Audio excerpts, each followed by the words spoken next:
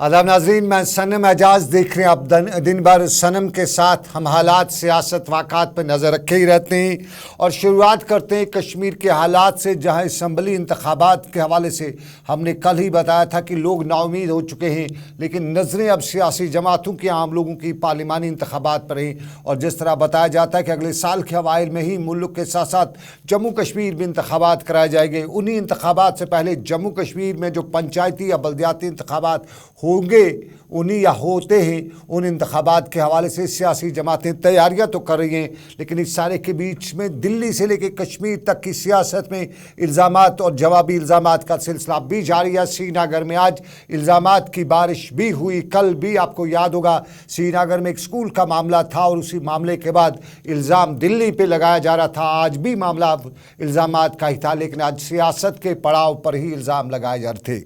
श्रीनगर में PDP सदर महबूबा मुफ्ती एक तकरीब की सदारत करी थी।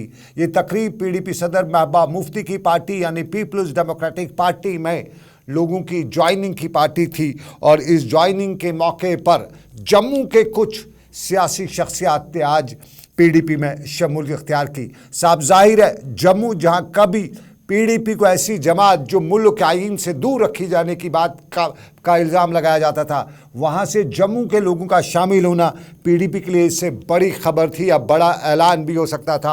और आज जब महबूबा मुफ्ती की पार्टी में श्रीनगर पहुँचे, जम्मू से लोग शमूलियत इख्तियार करे थे, तो महबूबा मुफ्ती के चेहरे की झलक साफ बता रही थी कि महबूबा मुफ्ती पाँव पसारते पसारते जम्मू में सेंध लगाने में किसी हद तक कामयाब भी हो चुकी है। और जम्मू के मुख्तलिफ इलाकों से आए हुए लोगों के साथ जब महबूबा मुफ्ती ने बात की तो इत्तेहाद की बात की और अपने पार्टी के मामलात भी बताए।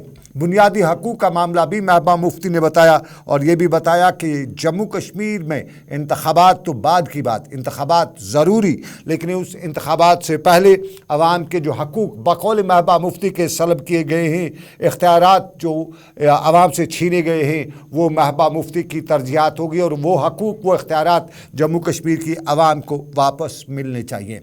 महबूबा मुफ्ती ने जब यहाँ पर अपने कारकुनान से या जम्मू से आए हुए इन लोगों से बात की या इन्हें ख़ताब किया, तो उसमें उन्होंने ये भी बताया कि बात जम्मू की हो, बात कश्मीर की हो, हर जगह पे लोगों का काफ़िया तंग किया जा रहा है। लोगों में खौफ है, डर है, और इसी खौफ और डर के एहसास में ना तो जो स्टूडेंट्स हैं या जो जर्नलिस्ट हैं वो बच पाते हैं, बल्कि रिलीजियस स्कॉलर्स को भी तंग किया जा रहा है। और उनका ये भी कहना था कि जिस तरह लेह और करगिल के लोगों ने एकजुट होकर केंद्र सरकार, मरकज़ी सरकार को उनके शब्दों, उनके अल्फाज के मुताबिक घुटनों पर लाया, वैसे ही जम्मू कश्मीर की आवाम को मुत्तहिद होना होगा और सरकार को बिलाखिर अवामी हकूक़ के लिए झुकना पड़ेगा। ज़रा बेसिक जो राइट्स हैं उस पर महबूबा मुफ्ती ने क्या बताया, इसके बाद हम आपको बताएंगे कि महबूबा मुफ्ती ने कारकर्दगी भी दिखाई अपनी। पहले बताएंगे, सुनिए ज़रा क्या कहती हैं।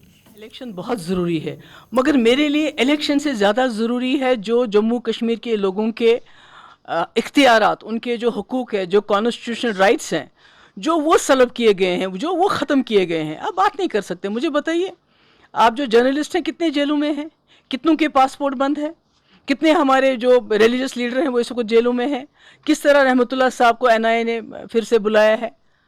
तो ये तो हमारे बेसिक राइट्स ही जहाँ नहीं हो तो वहाँ इलेक्शन तो दूसरी बात है। इलेक्शन होना बहुत ज़रूरी है, मगर आज जो आप देखते हैं, ये चाहे एडवोकेट आदित्य है, चाहे प्रभात जी हैं, ये हम कोशिश करें कि जम्मू और कश्मीर में जो BJP ने एक बहुत बड़ी जो आपस में डिस्टेंस, फासला क्रिएट किया है, उसको हम कम करना चाहते हैं। हम चाहते हैं जिस तरह लेह और करगिल के लोग मिले और उन्होंने दिल्ली की BJP सरकार को झुकाया अपने सामने कि हमारी जो आइडेंटिटी है उसके साथ आप खिलवाड़ नहीं करेंगे, हमारी ज़मीन है, हमारी जॉब से उनको सिक्योर करेंगे।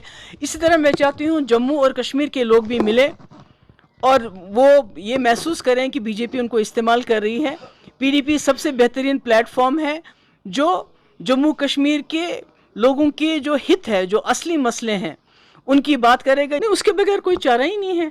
अगर आप इस मुल्क को, गांधी के मुल्क को गोडसे का मुल्क बनने से बचाना चाहते हो, अगर आप हिंदू मुसलमान के झगड़े से इस मुल्क को बचाना चाहते हो, अगर आप इस मुल्क को तबाही से बचाना चाहते हो, तो आपके पास कोई चारा नहीं है इकट्ठे होने के बगैर। जब मेरी सरकार महबा मुफ्ती, मुल्क को बचाना है और सबको मिल के बचाना है। सब ज़ाहिर है मुल्क है तो मुल्क के लिए सबको इकट्ठे होना होगा, लेकिन महबा मुफ्ती ने अपने दौर इक़्तिदार का हवाला भी दिया, और दौर इक़्तिदार का हवाला देते हुए जहां उन्होंने आज इल्ज़ाम ये भी लगाया कि कुछ सियासी जमातें जम्मू और कश्मीर की बात करती हैं, जम्मू ने खाया कश्मीर ने खाया, जम्मू को कुछ नहीं मिला कश्मीर को मिला, ये सब कुछ बातें करती हैं। तो उस चारे के बीच में महबा मुफ्ती का ये भी कहना था कि जब उनकी PDP की सरकार थी तो जम्मू और कश्मीर को एम्स मिले, अलग अलग एम्स मिला, जम्मू को भी मिला कश्मीर को भी मिला, और वो सारा क्रेडिट PDP को जाना चाहिए महबा मुफ्ती के अल्फाज के मुताबिक। और जहां उन्होंने स्मॉल सिटीज़ की बात की, बताया ये भी कि आज बड़े दावे किए जाते हैं स्मॉल सिटीज़ स्मार्ट सिटीज़, तो ये स्मार्ट सिटीज़ का जो प्रोफाइल है, जो प्रोजेक्ट है, वो किसका है, ज़रा उस पर भी नज़र डालिएगा।